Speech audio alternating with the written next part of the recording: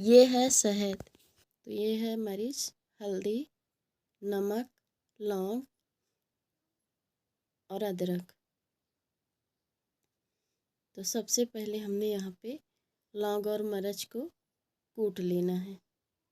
तो हमने यहाँ कूट के शहद में इसे मिला दिया। ये देखिए, इसे खाने से सर्दी खांसी कोसों दूर रहेंगे। अब हम इसमें थोड़ी सी हल्दी, थोड़ा सा नमक मिला रहे हैं इस तरह से।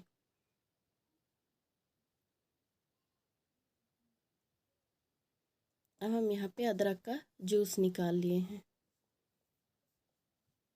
और हमें इसमें मिला देना है। ये देखिए इस तरह से।